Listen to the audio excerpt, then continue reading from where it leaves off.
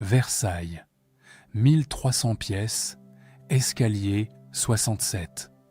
Des kilomètres de marbre, de dorure, de miroirs, le palais le plus copié du monde, le symbole absolu du raffinement français, et pas une seule salle de bain, pas un cabinet digne de ce nom pour les milliers de personnes qui réussiraient, travailleraient et mourraient entre ces murs. Pas de système d'évacuation, pas d'eau courante dans les appartements. Le château le plus célèbre d'Europe sentait, et ce que les guides touristiques ne vous diront jamais, c'est à quel point les escaliers servaient de latrines, les coins des couloirs aussi, les robes des duchesses traînaient dans ce que la cour laissait derrière elle, et la princesse palatine, une femme qui n'avait peur de rien, a écrit dans ses lettres qu'il y avait des jours où elle ne pouvait pas traverser certains passages sans retenir son souffle. Mais voici ce que personne ne vous raconte. Quelqu'un devait gérer tout ça. Quelqu'un devait se lever chaque matin et s'occuper de ce que 10 000 personnes produisaient, mais que personne ne voulait voir. Et cet homme avait un titre officiel, un salaire inscrit dans les registres de la maison du roi et une place dans la hiérarchie de cour. Le métier le plus répugnant de Versailles n'était pas un accident, c'était une institution. Et le plus troublant, c'est que des familles entières se battaient pour l'obtenir. Dites-moi d'où vous regardez ce soir, la France, le Québec, la Belgique, la Suisse ou ailleurs. Et abonnez-vous si vous en avez assez des contes de fées sur Versailles caméra faciale d'Augustin. Ce sujet, je l'ai découvert par hasard. Un registre de la maison du roi, une ligne de contes parmi des centaines d'autres, un nom, un titre, un montant. Rien de spectaculaire en apparence. Mais quand j'ai compris ce que ce titre impliquait, ce que cet homme faisait, chaque jour, à quelques centimètres du monarque le plus puissant d'Europe, j'ai commencé à tirer le fil. Et le fil n'en finissait pas. Ce qui m'a le plus marqué, ce n'est pas le dégoût, c'est le silence. Ces hommes ont existé, ils ont servi, ils ont rendu possible tout ce que Versailles prétendait être. Et personne ne raconte leur histoire. Ce soir, on la raconte. Voici ce que j'ai trouvé. 6 heures du matin. Versailles dort encore. Les couloirs sont froids, les bougies éteintes depuis des heures. Et dans les appartements du roi, une seule silhouette se déplace en silence. Cet homme ne porte ni épée ni perruque. Il n'a pas de titre de noblesse. Mais, dans quelques minutes, il va faire ce qu'aucun prince du sang, aucun maréchal de France, aucun cardinal ne peut faire. Il va entrer dans la chambre du roi avant tout le monde. Il s'appelle le porte-coton et son travail, c'est de préparer la chaise d'affaires de Louis XIV. La chaise d'affaires. Il faut prendre un moment pour comprendre ce que c'est. Pas un trône, quoique dans la logique de Versailles, c'en est presque un. C'est un siège percé, garni de velours rouge ou cramoisi selon les saisons, parfois capitonné, toujours propre. Un objet fabriqué par les meilleurs artisans du garde-meuble de la couronne, et sa fonction est exactement ce que vous imaginez. Le roi s'y associe chaque matin, parfois plusieurs fois par jour, pour faire ce que tout être humain fait, mais que personne, dans 3 siècles de manuels scolaires, n'a été jugé bon de raconter en détail. Le porte-coton apporte les linges, il les dispose, il assiste, et quand c'est terminé, il vérifie les selles du roi. Ce n'est pas une anecdote, c'est une fonction d'État.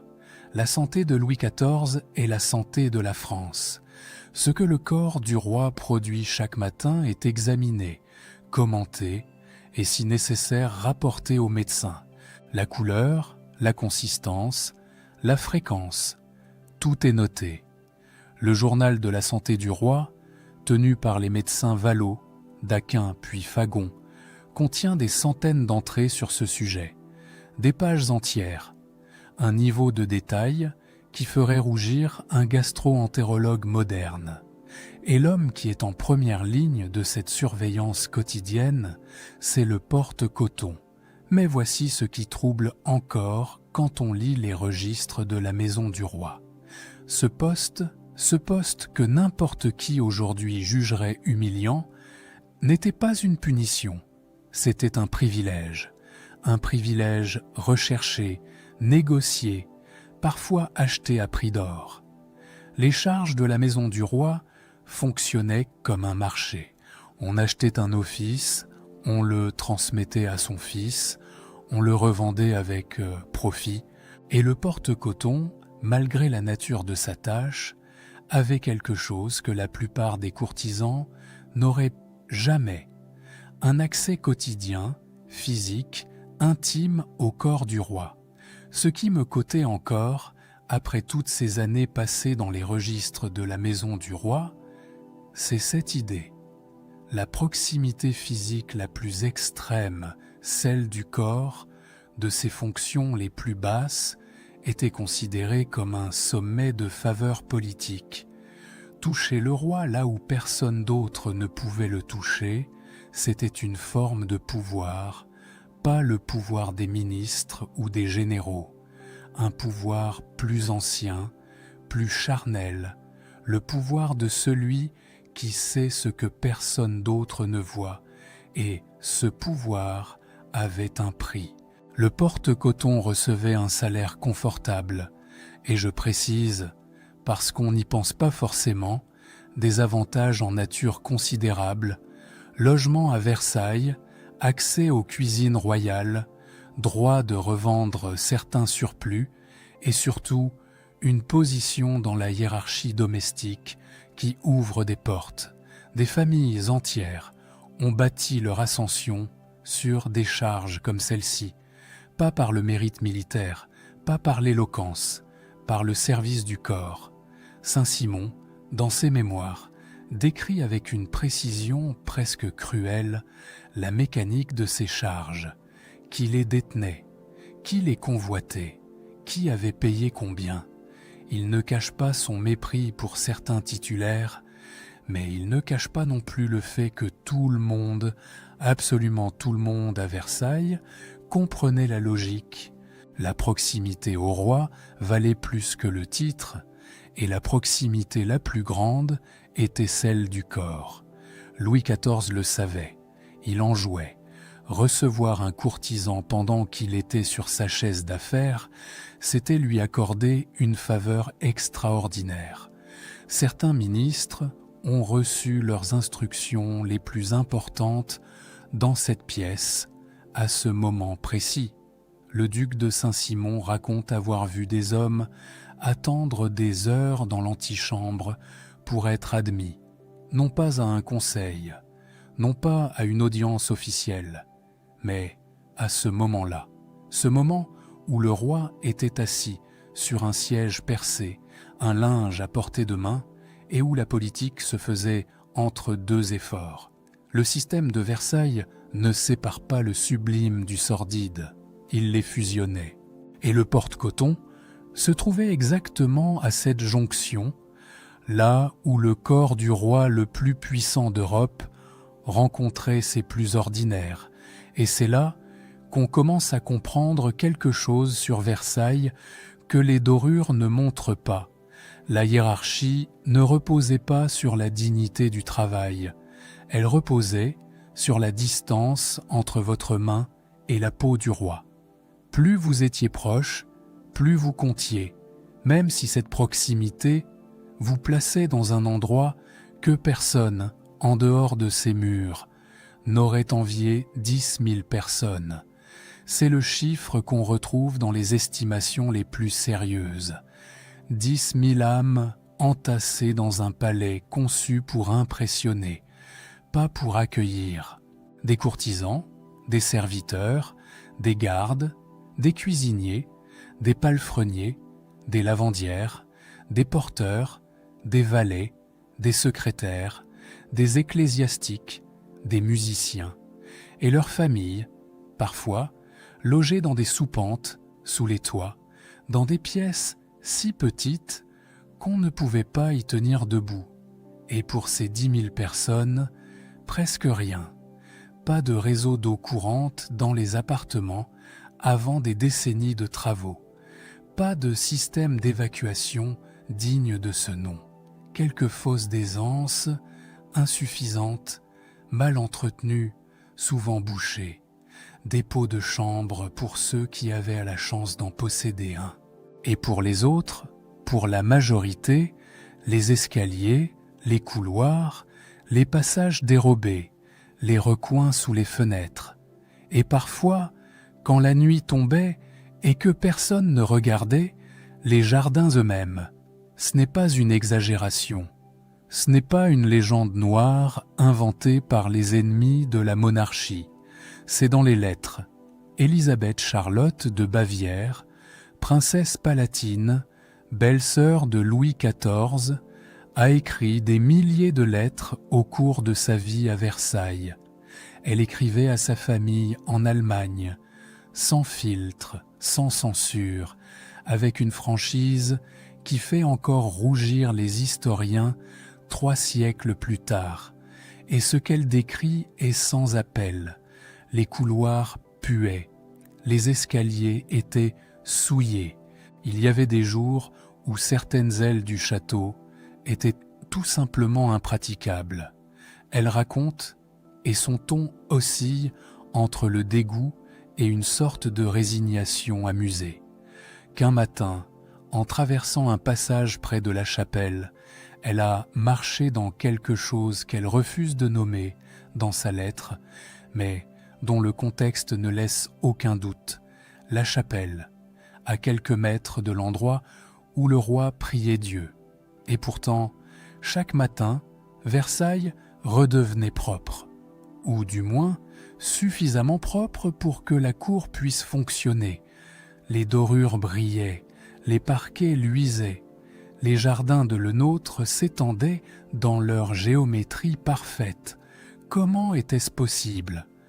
Parce que quelqu'un en nettoyait des équipes entières, des dizaines d'hommes et de femmes, les frotteurs, les balayeurs, les porteurs d'immondices, qui se levaient avant l'aube et travaillaient dans l'obscurité pour effacer les traces de la nuit.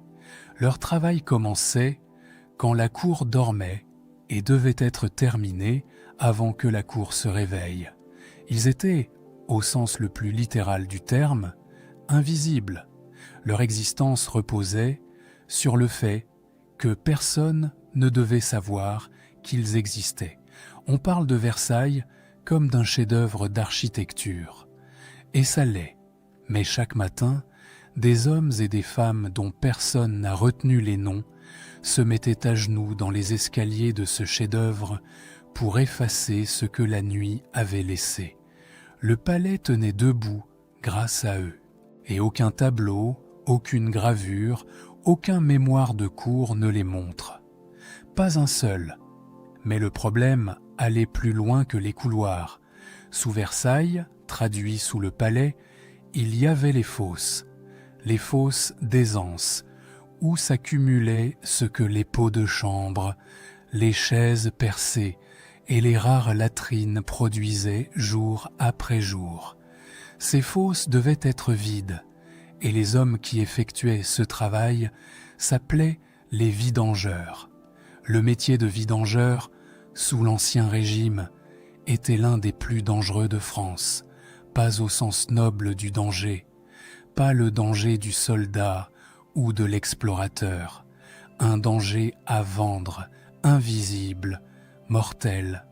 Les fosses produisaient des gaz toxiques, le méthane et le soufre d'hydrogène s'accumulaient dans des espaces clos, mal ventilés, souvent profonds de plusieurs mètres. Des vidangeurs sont morts asphyxiés au fond de ces trous. D'autres ont été brûlés par des explosions spontanées. Le méthane, au contact d'une flamme de lanterne, transformait une fosse en piège mortel. Et tout cela se passait la nuit. Des ordonnances royales réglementaient strictement les horaires des vidangeurs. Ils ne peuvent travailler qu'entre 10 heures du soir et 5 heures du matin. Pas pour protéger leur santé, pour protéger le nez de la cour. La puanteur du vidage était telle que même en pleine nuit, des plaintes montaient des appartements voisins. On ne voulait pas les voir, on ne voulait pas les sentir, on ne voulait pas savoir qu'ils existaient. Si vous avez déjà visité Versailles un jour d'été, avec la foule et la chaleur, imaginez ce même endroit sans ventilation, sans système d'eau courante, avec 10 000 personnes et sans un seul égout fonctionnel. Ce que vous respirez aujourd'hui dans la cohue des touristes n'est rien, absolument rien, comparé à ce que les courtisans enduraient chaque jour de leur vie dans ces murs. Et voici le contraste qui reprend tout. Dehors, les jardins de Lenôtre s'étendent à perte de vue, symétriques, immaculés, chaque haie taillée au cordonneau, chaque bassin reflétant le ciel. Dedans, quelque part dans les entrailles du palais, un homme remonte d'une fosse avec un eau plein. Ses vêtements sont imprégnés d'une odeur qui ne partira jamais. Ses poumons portent déjà les traces de gaz qu'il a respirées pendant des heures. Il repose l'eau, il redescend, personne ne le regarde. Une seringue en argent, longue comme un avant-bras, gravée aux armes de France. C'est un objet qui a réellement existé. On trouve la trace dans les inventaires du garde-meuble de la couronne. Un objet magnifique si on ne sait pas à quoi il sert. Et même quand on le sait, surtout quand on le sait, il dit quelque chose d'essentiel sur Versailles. À la cour du roi Soleil, même les instruments les plus intimes devaient être beaux. Cette seringue sert au lavage du roi. Louis XIV en a reçu plus de 2000 au cours de sa vie. Le chiffre est dans les registres médicaux. Le fameux Journal de la santé du roi, tenu successivement par ses médecins Vallot, Daquin et Fagon, un document de plusieurs centaines de pages qui constitue probablement le dossier médical le plus détaillé de toute l'histoire de la monarchie française. Chaque saignée est consigné, chaque purge, chaque lavage, avec la date, l'heure, la quantité administrée. Et, parce que ces médecins étaient méticuleux jusqu'à l'obsession, les résultats observés. Plus de 2000 lavements. Pensez à ce chiffre un instant. Et quelqu'un devait les administrer. Le premier médecin du roi ne s'en chargeait pas lui-même. Ce n'était pas son sonnet. Sous lui, toute une hiérarchie existait. Des chirurgiens, des apothicaires, des aides, des garçons de service. Et c'est dans les étages inférieurs de cette hiérarchie qu'on trouve les hommes qui, concrètement, touchaient le corps du roi. L'apothicaire préparait le mélange. Un aide tenait la seringue, un autre entretient les linges. Le roi était allongé ou penché, selon la méthode du jour, et ces hommes travaillaient en silence, avec des gestes précis, dans une intimité physique que même les favoris du roi n'atteignaient pas de cette manière. Les registres médicaux de cette période sont parmi les documents les plus détaillés que j'ai eus entre les mains dans les fonds de Versailles. Et pourtant, sur l'identité précise de ceux qui administraient les soins quotidiens, les mains qui touchaient réellement le roi, les archives restent étrangement vagues. On connaît le chirurgien en chef, on connaît le premier médecin, mais l'aide qui tenait le linge, celui qui nettoyait après, celui qui restait dans la pièce, quand tout le monde sortait, son nom n'apparaissait presque jamais. comme si la mémoire officielle avait décidé que certaines mains ne méritaient pas d'être nommées. Et puis il y a eu la fistule, 1686. Louis XIV souffre depuis des mois. Une fistule anale, un canal infecté, qui s'est formé près du rectum et qui provoque des douleurs constantes, des dépressions et une gêne que le roi, malgré toute sa maîtrise de soi, ne peut plus dissimuler. Les médecins ont tout essayé, les cataplasmes, les onguents, les bains. Rien ne fonctionne. L'empire de la douleur. Le roi ne peut plus monter à cheval. Il assiste au conseil en grimaçant. La cour commence à murmurer. Charles-François Félix, premier chirurgien du roi, propose l'opération. C'est un pari immense. La chirurgie, au XVIIe siècle, c'est un couteau, pas d'anesthésie, et une chance sur deux de mourir d'infection. Félix n'a jamais pratiqué cette opération sur un patient vivant de ce rang. Il demande du temps, des mois, il s'entraîne, et c'est ici que l'histoire prend un tour sombre. Il s'entraîne sur des patients de l'Hôtel-Dieu, des pauvres malades atteints de la même affection, qui servent de cobayes involontaires pour que le chirurgien arrive près devant le roi. Combien sont morts pendant ces essais? Personne ne le sait avec certitude. Les registres de l'Hôtel-Dieu pour cette période sont incomplets. Le matin de l'opération, Félix entre dans la chambre du roi avec un instrument qu'il a conçu lui-même, un bistouri courbe, spécialement fabriqué pour atteindre la fistule. Le roi est couché sur le ventre. Madame de Maintenon est présente, locataire la main de Louis. Le père Lachaise, confesseur du roi, est là aussi, et, autour d'eux, des aides, des hommes sans nom dans les comptes rendus, des mains qui respectent le roi, qui écartent, qui tamponnent le sang, qui passent les instruments. L'opération dure des heures. Le roi ne crie pas, ou du moins, c'est ce que la version officielle affirme. Félix incise, cautérise, recoude.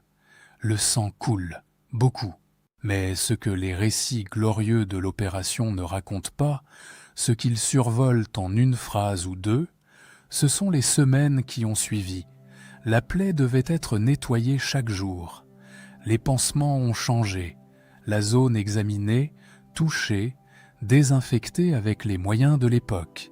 Et ce travail, jour après jour, nuit après nuit, n'était pas celui de Félix. Félix venait, observait, donnait ses instructions.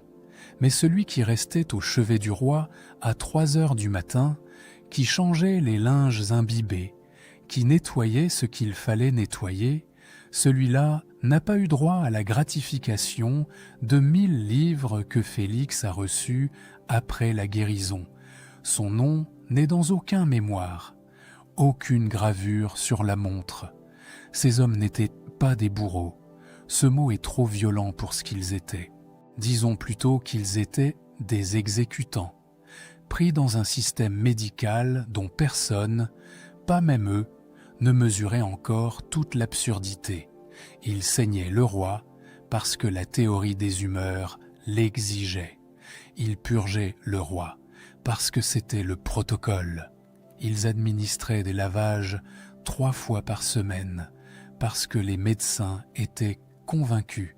Et si un doute les traversait parfois, si une principale hésitait avant d'enfoncer la seringue une fois de plus, rien dans les archives ne le dit. On ne disait pas non au roi, on ne disait pas non au système. On obéissait et on nettoyait après. La seringue en argent, gravée aux armes royales, est conservée dans les inventaires longtemps après la mort de Louis XIV, un objet magnifique, conçu pour un usage que personne à Versailles n'aurait décrit à voix haute dans un salon, mais que tout le monde, du premier valet au dernier aide apothicaire, connu dans ses moindres détails. Et puis, il y a tous les autres, ceux dont on ne parle jamais, Pas le porte-coton, qui avait au moins le prestige de la proximité. Pas l'aide chirurgien, qui pouvait se dire au service de la médecine. Non, ceux qui n'avaient rien, ni titre enviable, ni accès au roi, ni salaire remarquable, ni la moindre chance de voir leur nom inscrit quelque part. Les véritables invisibles de Versailles, ceux sur lesquels le palais entier repose comme un édifice, repose sur ses fondations, sans que personne ne regarde jamais en bas. Les porteurs d'eau d'abord, avant l'installation progressive et très lente de canalisation dans certaines ailes du château, toute l'eau de Versailles devait être montée à la main, chaque goutte. L'eau pour boire, l'eau pour les cuisines, l'eau pour les rares bains, l'eau pour les fontaines intérieures, et l'eau, des quantités considérables pour nettoyer ce que 10 000 personnes laissaient derrière elles chaque nuit. Des hommes montaient et descendaient les escaliers du palais avec des eaux, des brocs, des récipients de toutes ces tailles, du matin au soir, des centaines de voyages par jour, les mêmes marches, le même poids, les mêmes épaules. Et quand un porteur d'eau tombait malade ou se bénissait, ce qui arrivait souvent, parce que les escaliers de service étaient étroits, mal éclairés, glissants, on en trouvait un autre. La machine ne s'arrêtait pas. On ne connaît le nom d'aucun d'entre eux. J'ai cherché, dans les registres de la maison du roi, dans les comptes des bâtiments, dans les listes de personnel que les administrateurs tenaient avec une précision variable selon les années. Les grands officiers sont là, les valets de chambre sont là, les cuisiniers parfois, mais les porteurs d'eau, ceux qui rendaient la vie elle-même possible à l'intérieur de ces murs, n'apparaissent que comme des lignes de dépenses. Tant de livres pour le portage de l'eau, pas de nom, pas de visage, des coûts. Et puis il y avait les blanchisseuses, le linge de Versailles. Il faut mesurer ce que ces deux mots recouvrent. Les draps du roi, bien sûr, changés chaque jour, parfois 2 fois, les nappes des banquets, des dizaines de mètres de tissu fin, tachés de vin, de graisse, de sauce, mais aussi les linges intimes, les chemises portées à même la peau, dans un siècle où le bain était rare et où le linge propre était considéré comme le véritable instrument d'hygiène, on ne lavait pas le corps, on changeait la chemise, les bandages des malades, les draps des accouchements royaux et princes, imbibés de sang, les tissus souillés par les saignées quotidiennes, les linges du porte-coton, tout cela devait être lavé, séché, repassé, plié et rendu impeccable. Les femmes qui faisaient ce travail, parce que c'était presque toujours des femmes, travaillaient souvent à genoux, au bord de l'eau, les mains dans des lessives à base de cendres et de soude qui brûlaient la peau en quelques semaines. Leurs articulations gonflaient, leurs doigts se craquelaient jusqu'au sang. En hiver, l'eau était glacée. En été, le puanteur du linge sale dans la chaleur rend les lavoirs difficilement supportables, et le volume ne diminuait jamais. Versailles produisait du linge sale comme il produisait de la politique, sans interruption, sans relâche, sans merci. On dit souvent que Versailles a été construit par la volonté d'un seul homme. C'est vrai pour l'idée, pour le rêve. Mais physiquement, concrètement, Versailles a été maintenu debout par des milliers de personnes, dont le travail quotidien consistait à effacer les traces de la vie elle-même, la saleté, la maladie, la mort, les déchets. Le palais du roi Soleil n'était pas seulement une œuvre d'art, c'était un organisme vivant, et ces gens en étaient les organes qu'on ne montre dans aucune planche d'anatomie. Plus bas encore dans la hiérarchie, si bas qu'on hésite à employer le mot hiérarchie parce qu'il suppose une structure, une reconnaissance, et ces gens n'avaient ni l'une ni l'autre. Il y avait les équarrisseurs, les fossoyeurs, ceux qui s'occupaient des chevaux morts dans les écuries royales, et il en mourait beaucoup. Les écuries de Versailles abritaient des centaines de bêtes, et un cheval mort de coliques ou de blessures pesait plusieurs centaines de kilos qu'il fallait évacuer, dépecer, faire disparaître avant que l'odeur n'atteigne les fenêtres des appartements. Il y avait les chiens de chasse blessés qu'on achevait et dont il fallait se débarrasser, les montagnes de déchets des cuisines royales, des cuisines qui nourrissaient des milliers de bouches et produisaient des quantités de restes que notre époque aurait du mal à concevoir. Et il y avait les morts, les serviteurs qui mouraient sans famille, sans ressources, dans les combles du château ou dans les dépendances. Quelqu'un devait s'en occuper. Quelqu'un devait porter le corps, organiser un enterrement sommaire, nettoyer la pièce pour que le suivant puisse s'y installer. Car à Versailles, l'espace était si précieux que la chambre d'un mort était réclamée avant que le corps ne soit froid. Tout cela se passait à quelques centaines de mètres, parfois quelques dizaines, de la galerie des glaces, où 357 miroirs reflétaient la lumière de 20 000 bougies les soirs de fête. Et puis il y a les cureurs de puits et de canaux. L'eau de Versailles, celle des bassins, des fontaines, des réservoirs, stagnait. Elle verdissait. Elle devenait un bouillon de maladie dans les mois chauds. Des fièvres couraient régulièrement dans le palais, important serviteurs et courtisans, sans distinction, quoique, et la nuance compte, les courtisans avaient des médecins et les serviteurs n'avaient rien.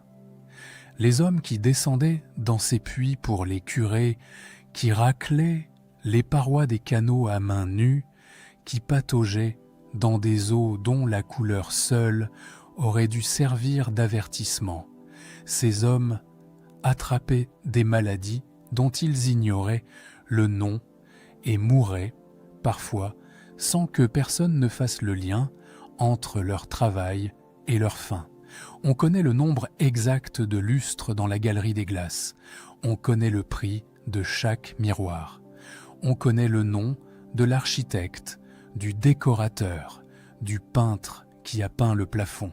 Mais on ne connaît pas le nom d'un seul homme qui a nettoyé les escaliers de Versailles en 1685. Pas un seul. Ce déséquilibre n'est pas un accident, ce n'est pas un oubli, c'est un choix de mémoire. Versailles a décidé de ce qui méritait d'être retenu, et le travail de ces gens n'en faisait pas partie. Et c'est peut-être ça, le vrai métier le plus dégoûtant de Versailles.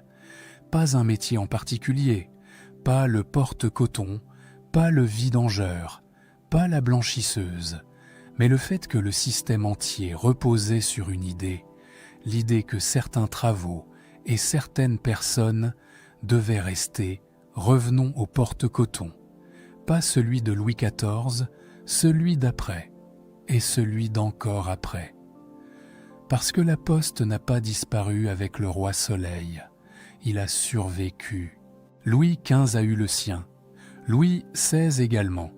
La charge s'est transmise, vendue, héritée, comme un bien immobilier. Des familles ont tenu ce rôle sur plusieurs générations. Un père apprenait à son fils les gestes, les codes, le silence nécessaire.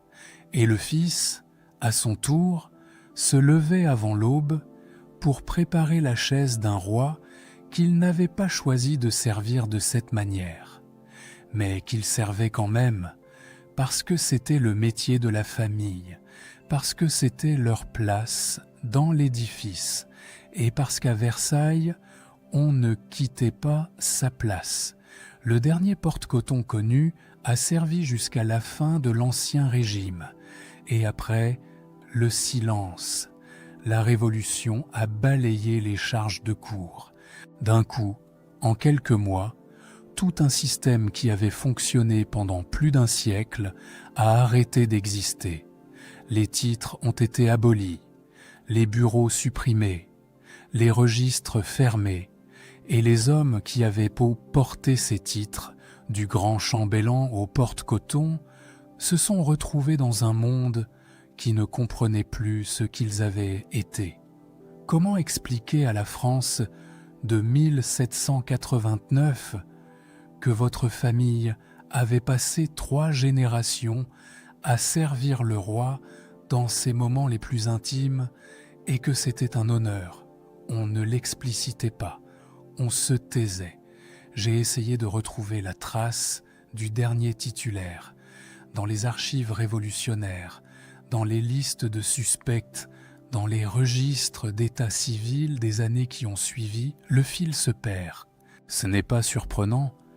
Beaucoup d'anciens serviteurs de la couronne ont changé de nom, ont quitté Paris, disparu dans la masse d'une France qui se réinventait. Mais ce silence final m'a frappé.